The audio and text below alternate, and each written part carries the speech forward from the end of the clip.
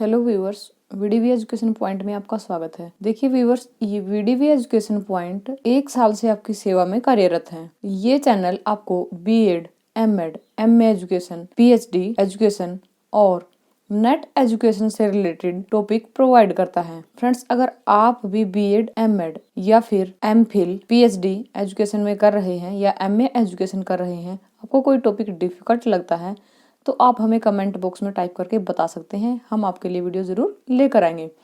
Friends, अगर आप channel पे नए हैं तो चैनल को सब्सक्राइब कर लेना। सब्सक्राइब करना बिल्कुल फ्री है। सब्सक्राइब करने के लिए कोई पैसा नहीं लगेगा। फ्रेंड्स, सब्सक्राइब करने के साथ साथ बेल आइकन को जरूर प्रेस कर ले ताकि हमारी नई वीडियो की नोटिफिकेशन आपको सबसे पहले मिल सके और आप उस वीडियो को टाइम पर देख सकें।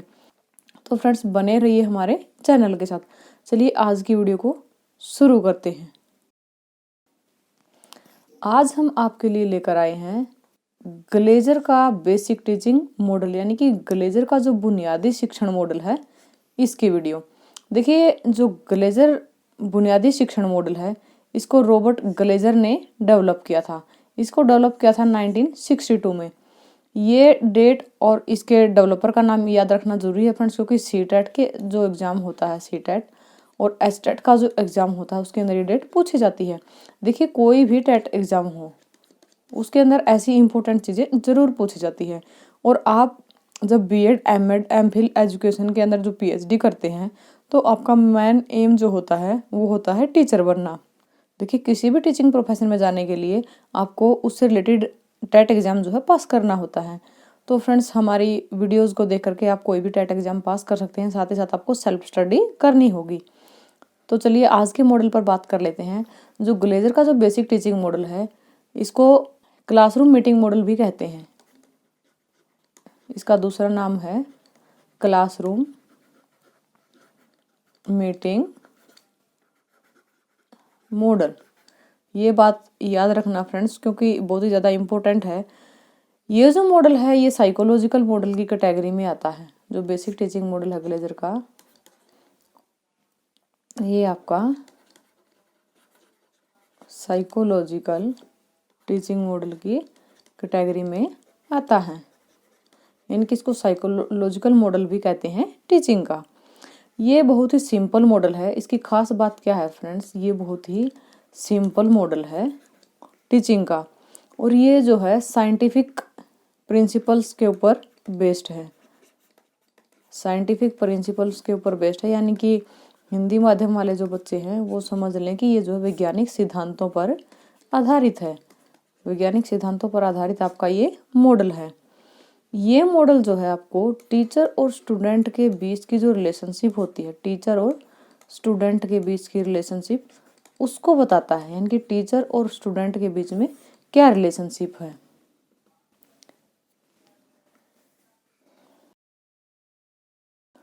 अजम्पशंस की बात कर लेते हैं। बेसिक टीचिंग मॉडल की अजम्पशंस क्या कहती हैं। देखिए, ये जो मॉडल है, इसकी मान्यताएं, बेसिक टीचिंग मॉडल की मान्यताएं कहती है, it is developed on the assumption that every lesson assumes some knowledge on the part of the learner.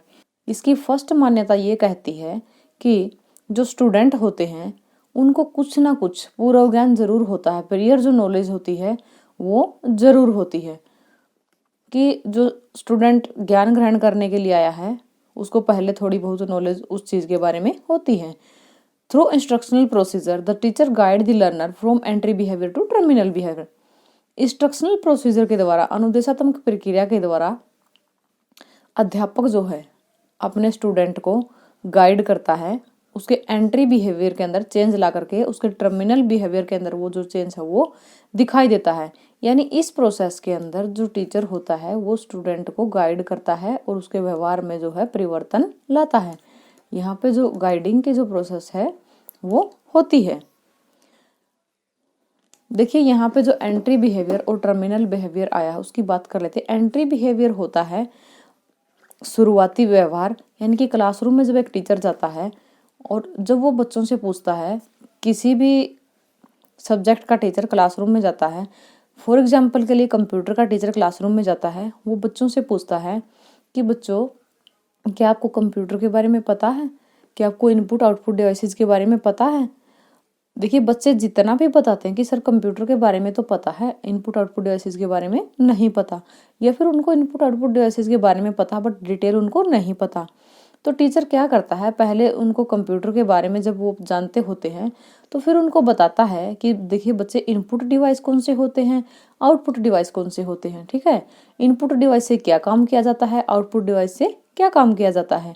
उसके बाद टीचर जो है इतना कुछ सिखाने के बाद बच्चों से एक क्वेश्चन पूछता है कि बताओ बच्चों इनपुट डिवाइस क्या होते हैं और कौन कौन से होते हैं और इनके क्या क्या काम है, आउटपुट डिवाइस कौन से हैं और इनके क्या क्या काम है। तो बच्चे टीचर को बताते हैं। उसके बाद का जो बिहेवियर होता है, यानी ये जो चीज़ें पूछी जाती है ये टर्मिनल बिहेवियर के अंदर पूछी जाती हैं, यानी कि बच्चों के व्यवहार के अंदर कितना परिवर्तन हुआ। अब हम इसके कंपोनेंट्स की बात कर लेते हैं। बेसिक टीचिंग मॉडल के 4 कंपोनेंट हैं। ये जो कंपोनेंट है, फर्स्ट वन इसके अंदर आता है इंस्ट्रक्शनल ऑब्जेक्टिव, सेकंड होता है एंटरिंग बिहेवियर, थर्ड होता है इंस्ट्रक्शनल प्रोसीजर और फोर्थ होता है परफॉर्मेंस असेसमेंट। आइए हम एक एक को डिटेल में करते हैं। सबसे पहले जो हमारा आता है, ये जो बेसिक कंपोनेंट है इनको स्टेप्स भी कहते हैं, steps of basic teaching model. तो देखिए अब हम बात कर लेते हैं सबसे पहले इंस्ट्रक्शनल ऑब्जेक्टिव्स की। जो इंस्ट्रक्शनल ऑब्जेक्टिव्स होते हैं, प्रत्येक शिक्षण के अपने उद्देश्य होते हैं फ्रेंड्स, चाहे वो हिंदी की टीचिंग है, चाहे वो इंग्लिश की टीचिंग है, चाहे वो मैथमेटिक्स की टीचिंग है, उसके अपने ऑब्जेक्टिव होते हैं। ठीक है, जैसा कि अब हम आपको पढ़ा रहे हैं कि बेसिक टीचिंग मॉडल क्या होता है, तो इस मॉडल को पढ़ाने के पीछे मेरा ऑब्जेक्टिव है कि आप बीएड की टीचिंग के अंदर इस मॉडल को जान जाओगे, इस मॉडल का क्या काम होता है, किस तरह से इस मॉडल के थ्रू टीचिंग की जाती है। तो मैं आपसे अपेक्षा रखूंगी कि पूरी वीडियो देखने के बाद आप इस मॉडल को सीख जाओ। तो इस तरह से ये क्या है, मेरे जो इंस्ट्रक्शनल ऑब्जेक्टिव हैं, यानी कि कार्य की पूर्णता के ऊपर आपसे अपेक्षा रखी जाती है कि आपने कितनी नॉलेज को अचीव किया है। ठीक है, यहाँ पे नॉलेज की अचीविंग से रिलेटेड जो है बात होती है। और जो इंस्ट्रक्शनल ऑब्जेक्टिव होते हैं वो 2 टाइप के होते हैं, जर्नल ऑब्जेक्टिव होते हैं और कुछ स्पेसिफिक ऑब्जेक्टिव होते हैं। उसके बाद हम बात कर लेते हैं एंट्री बिहेवियर की, यानी कि एंटरिंग बिहेवियर क्या होता है इसके अंदर। जैसा कि आपको बताया था, कक्षा में इंस्ट्रक्शन देने से पहले छात्रों से जो सब्जेक्ट से रिलेटेड बात पूछी जाती है टीचर के द्वारा, वो बातें जो स्टूडेंट बताते हैं अपने टीचर को, उसी को कहते हैं एंट्री बिहेवियर, यानी कि शुरुआती व्यवहार। इसको बोलते हैं शुरुआती व्यवहार। ठीक है, तो इसके अंदर बच्चे जो हैं अपना पहले की एंटरिंग बिहेवियर के अंदर बच्चों की जो बैकग्राउंड नॉलेज होती है वो पता चलती है। इंस्ट्रक्शनल प्रोसीजर क्या होता है, अब हम बात कर लेते हैं इंस्ट्रक्शनल प्रोसीजर की।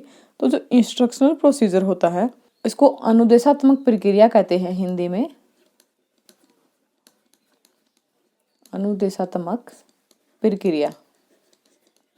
देखिए अनुदेशात्मक प्रक्रिया के अंदर क्या होता है, इसके अंदर ये डिसाइड किया जाता है कि टीचिंग का मेथड कौन सा होगा, यानी कि जो टीचर है वो टीचिंग का मेथड कौन सा यूज करेगा, टीचिंग स्ट्रेटेजी कौन सी यूज करेगा, टीचिंग का प्रोसीजर क्या यूज करेगा। टीचिंग के भी काफ़ी सारे मेथड होते हैं। देखिए जैसे लेक्चर मेथड होता है, डेमोन्स्ट्रेशन मेथड होता है, गेम बेस्ड मेथड होता है, इंक्वायरी बेस्ड मेथड होता है, डायरेक्ट लर्निंग होती है। ठीक है, तो ये सारे जो है टीचिंग के मेथड होते हैं। वैसे अगर टीचिंग के मेथड की अप्रोच की बात करें तो जो है टीचिंग के मेथड की जो अप्रोच होती है वो 2 टाइप की होती है। एक तो टीचिंग का जो है टीचर सेंटर्ड मेथड होता है और एक इसके अंदर आता है student centred method. Teacher centred method के अंदर जो टीचर होता है उसका डोमिनेंट रोल होता है, और यानी कि इसके अंदर टीचर जो डोमिनेंट होता है, टीचर की ही चलती है, वो क्या पढ़ाता है क्या सिखाता है बच्चों को अपने अकॉर्डिंग ही वो काम करवाता है। स्टूडेंट सेंटर्ड मेथड के अंदर जो स्टूडेंट की जो नीड है, उसकी जो ज़रूरतें हैं उनको ध्यान में रख करके टीचिंग प्रोवाइड की जाती है। उसके बाद हम बात कर लेते हैं परफॉर्मेंस असेसमेंट की।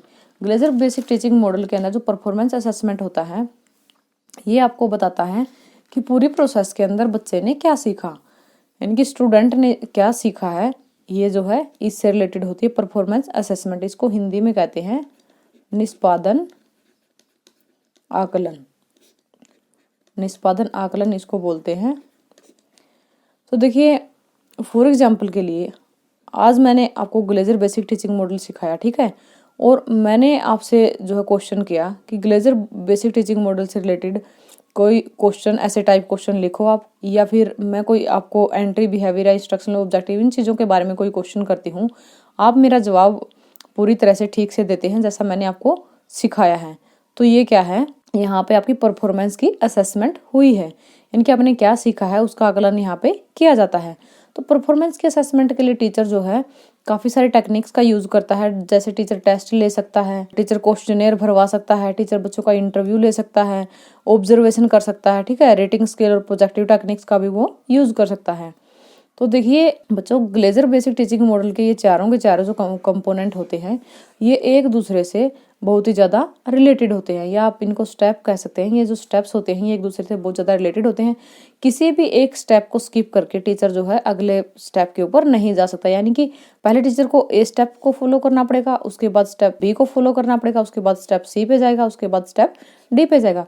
यानी कि इनमें से अगर आप एंट्री बिहेवियर भी छोड़ देते हैं तो क्या है, इसमें बहुत ज़्यादा मिस्टेक हो जाएगी। तो इसलिए ग्लेजर बेसिक टीचिंग मॉडल के जो ये स्टेप्स है ये सारे के सारे फॉलो करना टीचर के लिए ज़रूरी होते हैं, और ये ही जो है टीचिंग की सक्सेस के अंदर और फीडबैक के लिए जो है टीचर को एक बेस प्रोवाइड करते हैं।